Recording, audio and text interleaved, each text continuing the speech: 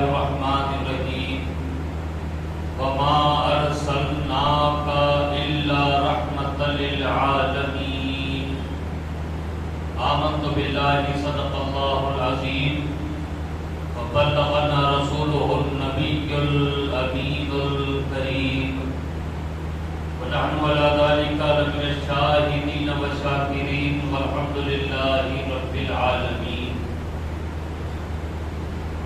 بندے پروردگارم امت احمد نبی دوست دار چار یارم تابع اولاد علی مذہب حنفیہ دارم ملت حضرت خلیل خاک پائے غوث اعظم زیر سایہ ہر ولی حضرات گرامی قابل احترام بزرگوں قابل قدر نوجوان ساتھیوں، اللہ تعالی آپ کو ہم کو سارے عالم اسلام کو ماہ ربیع النور شریف کی آمد بے حد مبارک ہو۔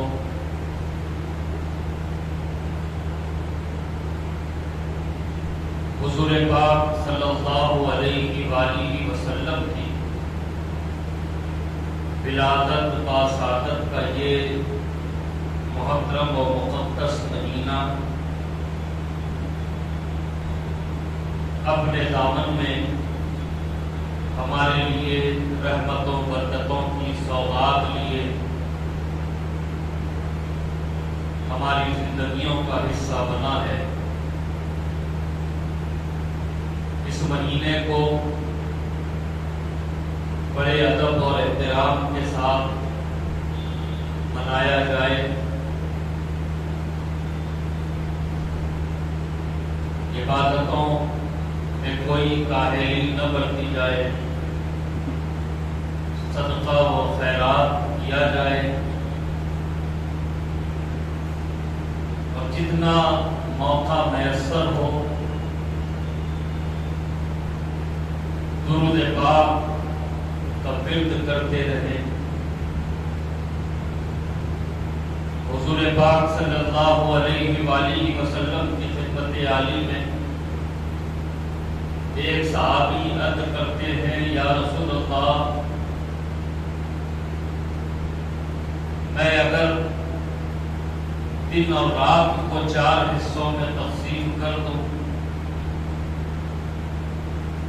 اور ایک حصے میں درود پڑھتا رہوں کیسا رہے گا؟ آقا کریم صلی اللہ علیہ وآلہ وسلم نے فرمایا بہت اچھا رہے گا۔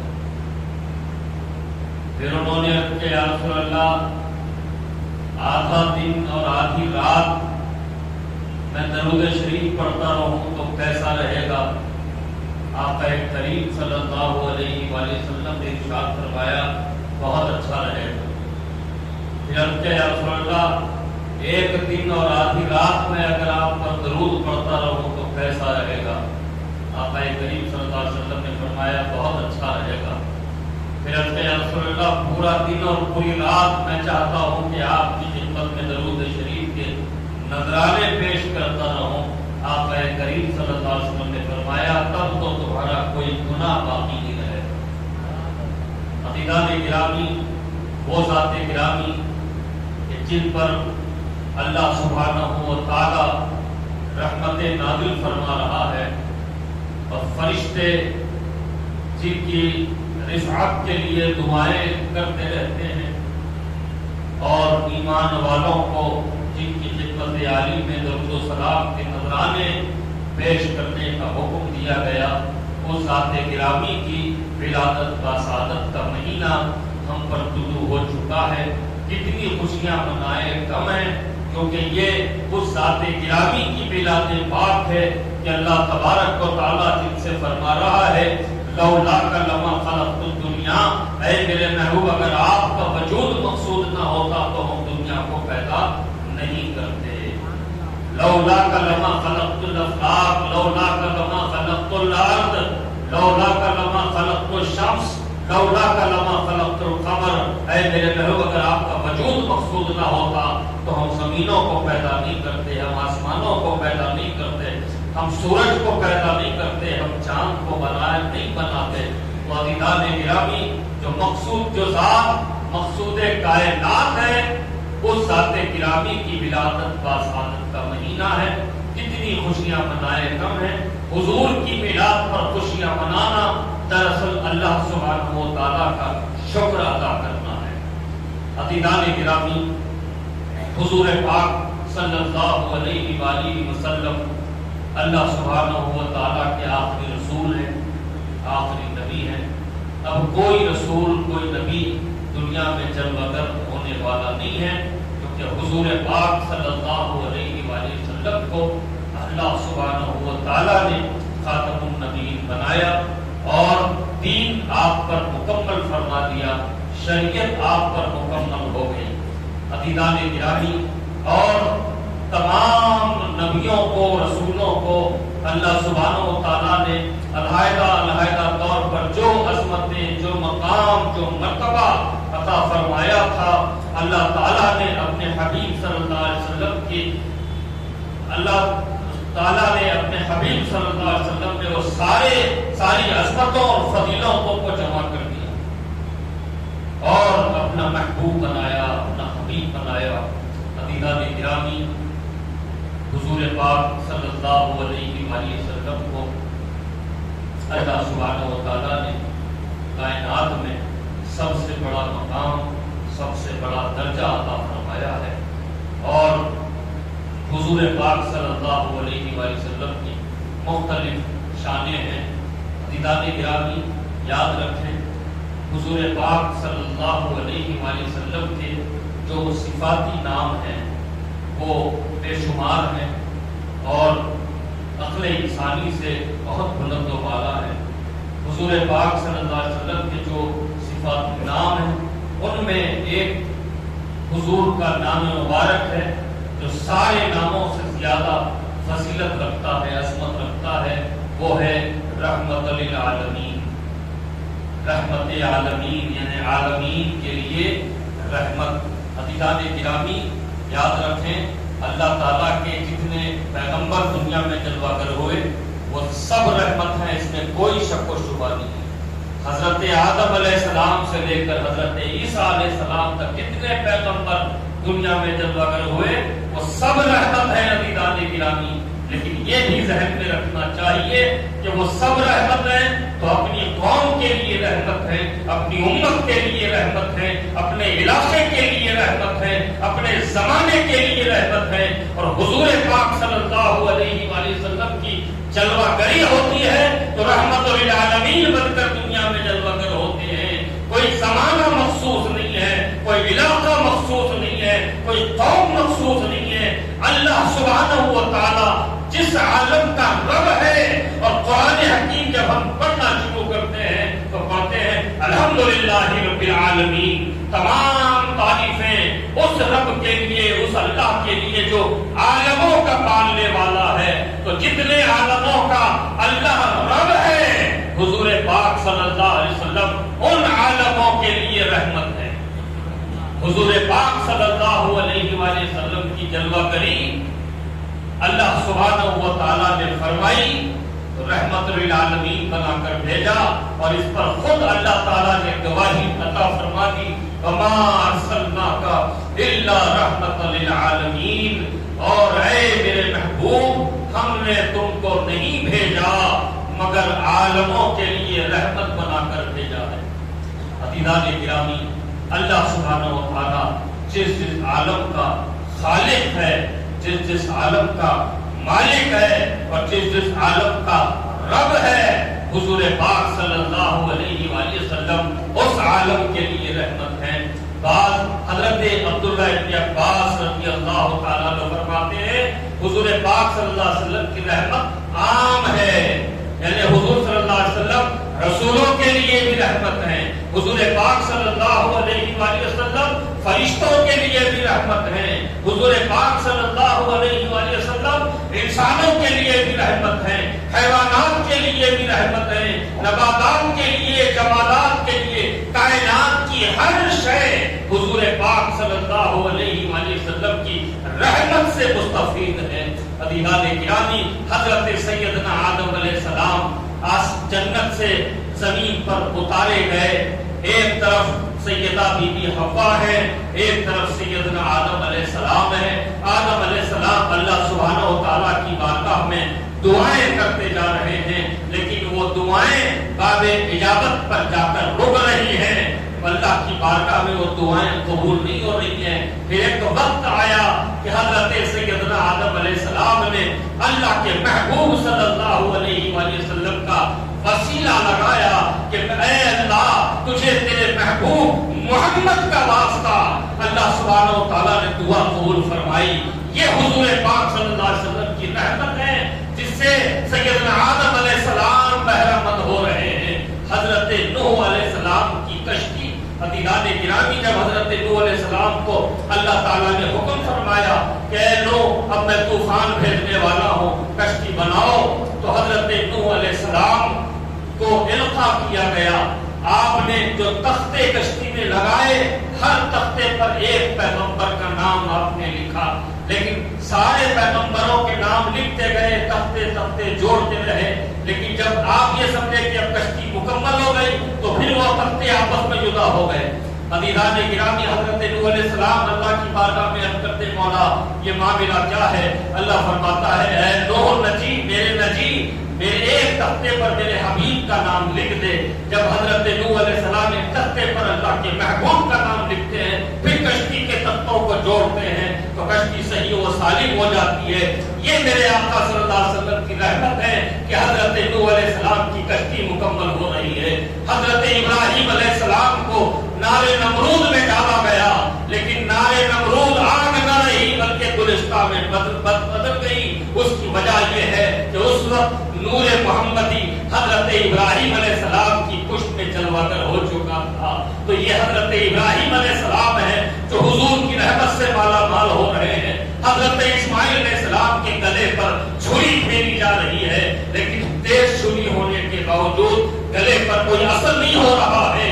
وجہ کیا ہے؟ وجہ یہ ہے کہ وہ نور محمدی جو حضرت سیدنا ابراہیم علیہ السلام کی پشت میں جلوہ گر تھا، وہ پشت سیدنا اسماعیل علیہ السلام میں منتقل ہو چکا تھا، اور حضور پاک صلی اللہ علیہ وسلم کی رحمت سے حضرت سیدنا عیسیٰ علیہ السلام مالا مال ہو رہے ہیں۔ تو ہر رسول میرے آقا صلی اللہ علیہ وسلم کی رحمت سے مستفید رہا، اور عزیزان گرامی، فرشتے بھی حضور کی رحمت سے مالا مال رہے۔ حضرت سیدنا جبرائیل علیہ السلام سے حضور صلی اللہ علیہ وآلہ وسلم نے ایک موقع پر دریافت فرمایا کہ جبرائیل، تم نے جنت بھی دیکھی ہے، جنت کی آسائشی بھی دیکھی ہے، جنت کی نعمتیں بھی دیکھی ہیں، لیکن اے جبرائیل ساتھ میں تم نے جہنم کو بھی دیکھا ہے، جہنم کی عذاب کو بھی دیکھا ہے، جہنم کی ہولناکیوں کو بھی دیکھا ہے۔ اے جبرائیل، تمہیں اپنی آخرت کی متعلق کوئی خدشہ نہیں ہوتا؟ تو حضرت سیدنا جبرائیل علیہ السلام عرض کرتے ہیں، اے اللہ کے حبیب، پہلے تو میں بڑے فکر کیا کرتا تھا کہ اللہ تعالیٰ میرا حشر کیسے فرمائے گا، اللہ تعالیٰ مجھے کدھر روانہ فرمائے گا، لیکن اے اللہ کے حبیب، اللہ سبحانہ و تعالیٰ نے جب سے آپ کی خدمت میں مجھے بھیجنا شروع کر دیا، میں اپنی آخرت سے بے پرواہ ہو گیا۔ مجھے یقین ہو گیا کہ جب آپ کے دربار سے مجھے نسبت ہو گئی تو میری آخرت بھی بہتر ہو گئی۔ رسولوں کو بھی حضور کی رحمت سے حصہ مل رہا ہے، فرشتوں کو بھی حضور کی رحمت سے حصہ مل رہا ہے۔ انسان تو انسان ہے عزیزان گرامی، حضور کی جلوہ گری سے قبل دنیا کے کیا حالات ہیں تفصیلات میں جانے کا وقت نہیں ہوتا ہے یہ، لیکن سرسری طور پر میں عرض کروں عزیزان گرامی، انسانیت سے نابلد ہو چکا تھا۔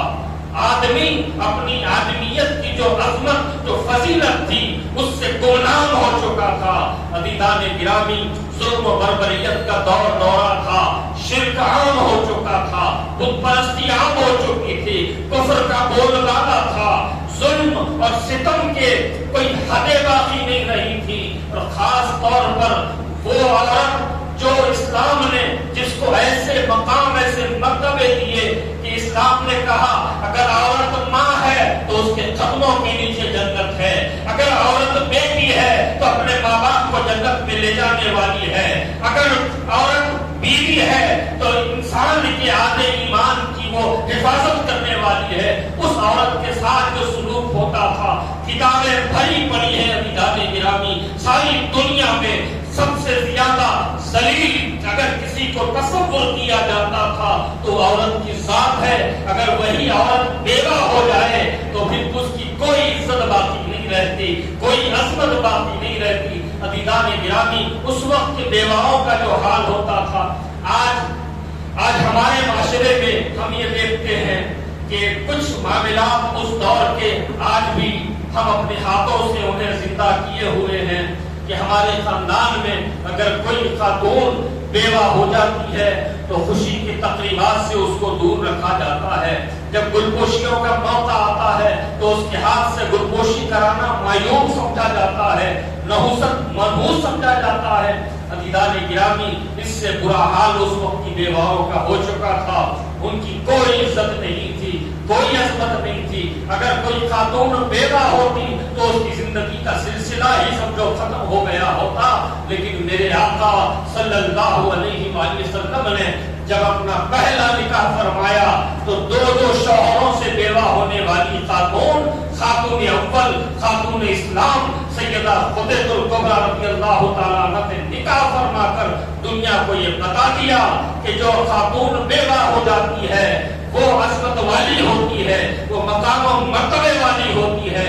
اس طرح میرے آقا صلی اللہ علیہ وسلم نے انسان کو انسانیت کا سبق عطا فرمایا، آدمی کو فضیلت آدمیت کا احساس کروایا، اور ظلم و بربریت کے جو سلسلے جاری تھے، آپسی جنگ و جدال کا جو معاملہ تھا، خاندانی عصبیت جو تھی، میرے آقا صلی اللہ علیہ وسلم نے اس سب کو ختم فرمایا۔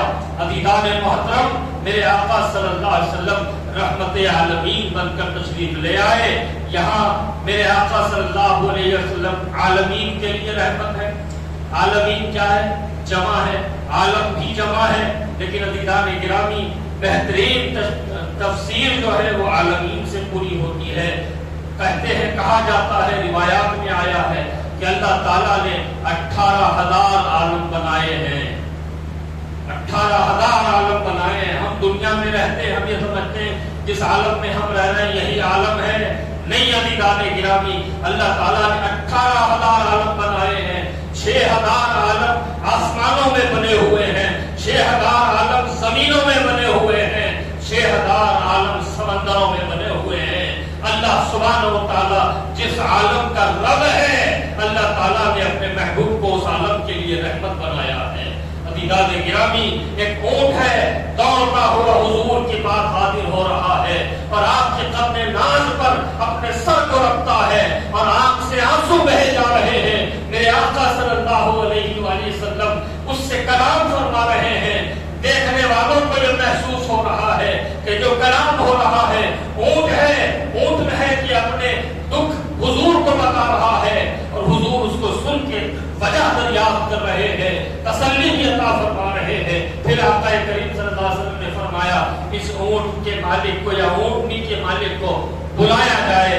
جب اطلاع دی جاتی ہے کہ تمہارا اونٹ یا اونٹنی حضور کے پاس ہے اور حضور نے تمہیں بلایا ہے، اس کا مالک دوڑتا ہوا آتا ہے۔ حضور صلی اللہ علیہ وسلم فرماتے ہیں تم اس سے کام زیادہ لیتے ہو، اس کو کھانا کم دیتے ہو، اس سے کام زیادہ لیتے ہو، اس کے ساتھ مار پیٹ بھی کرتے ہو، اس نے آج میری بارگاہ میں شکایت کی ہے، دیکھو آئندہ سے اسے تکلیف مت دینا۔ یہ میرے آقا صلی اللہ علیہ وسلم کی شان رحمت ہے کہ کائنات کا ذرہ ذرہ آپ کی رحمت سے مستفید ہے۔ عزیزان گرامی، ایسے شان والے رسول کی ہم اور آپ امت ہے۔ ہمارا کردار، ہماری گفتار لوگوں کے سامنے ہم کو اپنا تعارف کرانے کی ضرورت نہیں پڑنی چاہیے۔ ہمارے کردار کو دیکھ کر، ہماری گفتار کو سن کر لوگ یہ سمجھ جائیں کہ ہم رحمت للعالمین صلی اللہ علیہ وآلہ وسلم کے امتی اور غلام ہیں، لیکن آج بڑے افسوس کے ساتھ کہنا پڑ رہا ہے کہ ہمارے معاشرے میں جتنی خرابیاں آ چکی ہیں اور ہمارا معاشرہ جن برائیوں کے راستے پر چل چکا ہے، عزیزان گرامی، ہماری زبان اور ہو چکی ہے، ہمارا فعل اور ہو چکا ہے، ہماری عقیدتیں تو حضور صلی اللہ علیہ وآلہ وسلم سے ہے، ہماری محبت تو حضور صلی اللہ علیہ وآلہ وسلم سے ہے، اور اپنی جان حضور کے نام نامی پر قربان کرنے کا ہمارے دلوں میں جذبہ ضرور موجود ہوتا ہے، لیکن عزیزان گرامی، ہمارا کردار، ہمارے افعال، خاص طور پر حضور پاک صلی اللہ علیہ وسلم، دیکھو صرف انسانوں کو، مسلمانوں کو ہی حضور کی رحمت کا حصہ نہیں ملا، کافر بھی مشرک بھی حضور صلی اللہ علیہ وسلم کی رحمت سے مستفید ہیں۔ اب آپ بولیں گے وہ کیسے؟ حضرت عبداللہ ابن عباس رضی اللہ تعالیٰ عنہ فرماتے ہیں، کیا فرماتے ہیں؟ حضور صلی اللہ علیہ وآلہ وسلم کی رحمت عام ہے، صرف مومنوں کو ہی حضور کی رحمت کا حصہ نہیں ملا، بلکہ کافر اور مشرک بھی حضور کی رحمت کے حقدار، حضور کی رحمت سے مالا مال ہو گئے۔ پھر فرماتے ہیں گزشتہ امتوں میں جو لوگ اپنے پیغمبروں کو جھٹلاتے تھے، اپنے پیغمبروں کی گستاخی کرتے تھے، اپنے پیغمبروں کے ساتھ ناروا سلوک کرتے تھے، اللہ سبحانہ و تعالیٰ نے ان کے ساتھ کیا کیا؟ کسی قوم کی شکلوں کو اللہ نے بدل دیا، کسی قوم پر پتھر اللہ نے برسا دیے، اور کسی قوم کو اللہ نے زمین میں دھسا دیا۔ عزیزان گرامی، حضرت عبداللہ ابن عباس فرماتے ہیں حضور کی رحمت کا حصہ کفار کو بھی ملا ہے کہ نہ اب کوئی زمین میں دھسایا جا رہا ہے، نہ کسی کی شکلیں بدلی جا رہی ہیں، نہ کسی کے پر پتھر برسائے جا رہے ہیں۔ حضور کا رحمت کا حصہ عزیزان گرامی سب کو ملا ہے، سب کو ملا ہے۔ اور عزیزان محترم، یاد رکھو حضور صلی اللہ علیہ وسلم کی جو شان ہے وہ سب سے بلند و بالا ہے۔ حضور پاک صلی اللہ علیہ وسلم کی رحمت کا ہر کسی کو حصہ ملا ہے، بے شمار واقعات ہیں، یتیم ہو، یسیر ہو، بیوہ ہو، غریب ہو، غلام ہو، وہ سارے کے سارے حضور کی رحمت سے مالا مال ہے، اور حضور کی رحمت سب کے لیے عام ہے۔ عزیزان گرامی، ماہ ربیع الاول شریف کی آمد ہو چکی ہے، ماہ ربیع الاول شریف میں ہم داخل ہو چکے ہیں۔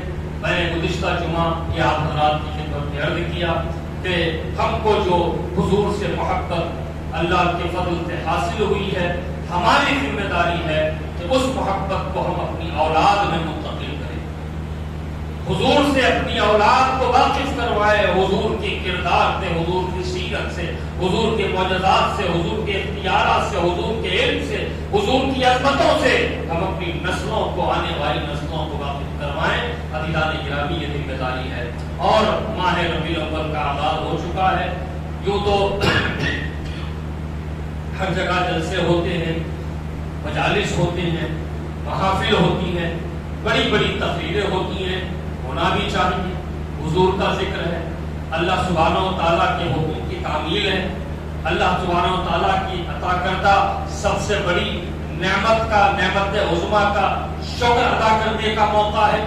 اس سارے معاملات تو ہونے چاہیے عزیزان گرامی، لیکن ساتھ میں اس مہینے کو اس انداز سے بھی ہم استعمال کر سکتے ہیں کہ امت مسلمہ میں اصلاحی تحریک چلائیں۔ جو قتل و غارت گیری کے واقعات اور روزانہ قتل ہو رہا ہے، اور افسوس کی بات یہ ہے کہ بیٹا باپ کا قتل کر رہا ہے۔ عزیزان گرامی، کون ہے قتل ہونے والا بھی کلمہ پڑھنے والا ہے، قتل کرنے والا بھی کلمہ پڑھنے والا ہے، اور زنا تو عام ہو چکا ہے، نشہ عام ہو چکا ہے، سود خوری ایک ایسی لعنت ہے لیکن آج ہمارے معاشرے کا حصہ بن چکا ہے۔ ہر تیسرے آدمی میں گمان جاتا ہے کہ یہ کہیں نہ کہیں سے اچھے خاصے لنک بنائے۔ اللہ سبحانہ و تعالیٰ ان سے اور ان کے شر سے اور ان کی نحوست سے اللہ امت کو محفوظ فرمائے۔ تو اس مہینے کو ہم اس طرح بھی گزار سکتے ہیں کہ یہ قتل و غارت گیری کے سلسلے ختم ہو، علماء کی ذمہ داری ہے، مشائخ کی ذمہ داری ہے، اور وہ لوگ جو اپنے آپ کو قوم کا ذمہ دار بتاتے ہیں یا قوم کا ذمہ دار سمجھتے ہیں، ان کی بھی یہ ذمہ داری ہے، ان پر یہ ذمہ داری ہے کہ وہ اپنی قوم کے لیے کام کریں، ان کے نظریات کو بدلیں، ان کے سوچنے کے انداز کو بدلیں، ان کی کاؤنسلنگ کریں اور ان کو نیکی کی طرف راغب کریں، برائیوں کی نفرت ان کے دلوں میں ڈالیں۔